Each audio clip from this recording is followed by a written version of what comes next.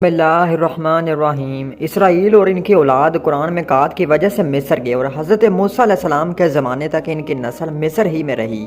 اس زمانے میں فرعون کے ظلم و ستم کی وجہ سے وہاں سے نکل گئے اور دوبارہ اسلام میں پلٹ آئے۔ یہ لوگ تقریباً 40 سال تک سرائے سینا میں سرگرداں تھے۔ حضرت موسیٰ علیہ السلام کی وفات کے بعد حضرت یوسف آپ کے جانشین ہوئے اور آہستہ آہستہ اسلام کو فتح کر لیا۔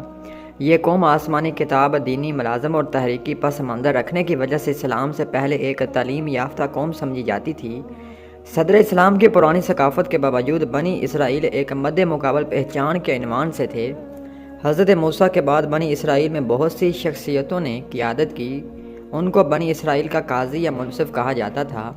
وہ لوگ بادشاہ نہیں تھے اور صرف لوگوں کے اختلافات کو حل کرتے تھے۔ سمعیل بنی اسرائیل کے سب سے آخری قاضی تھے اور بنی اسرائیل کے بادشاہوں کا دور حضرت الود اور حضرت داؤد اور سلمان سے شروع ہوا۔ حضرت سلمان کی وفات کے بعد آپ کے بیٹے نے حکومت سنبھالی، لیکن اس کے ظلم و ستم کی وجہ سے بنی اسرائیل کے 12 قبیلوں میں سے 10 قبیلے اس کے حکم کی مخالفت کی اور صرف یہود اور بنیامین کی نسل ہی یہودی نامی ایک چھوٹی سی سرزمین کو 2016 یعنی بیت المقدس کو بھی شامل ہوتی ہے، اس کے لیے رہ گئی۔ یہودی لفظ یہیں سے نکلا ہے۔ باقی 10 قبیلوں نے اسرائیلی نام کے ایک مستقل حکومت تشکیل دے دی اور حضرت سلمان کے سرداروں میں سے ایک نے ان کی سربراہی کی۔ ہیکل سلمانی ایک عبادت گاہ کا نام ہے۔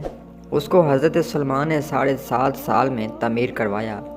یہ عبادت گاہ یروشلم کو اموریہ کے اوپر تعمیر ہوئی ہے۔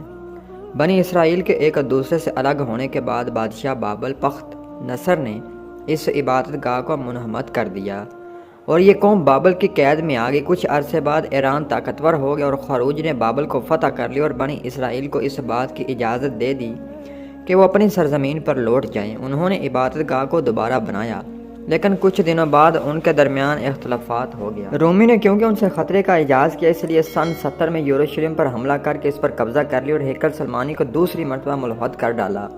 اس کے بعد بنی اسرائیل مکمل طور سے مختلف علاقوں میں بکھر گئے۔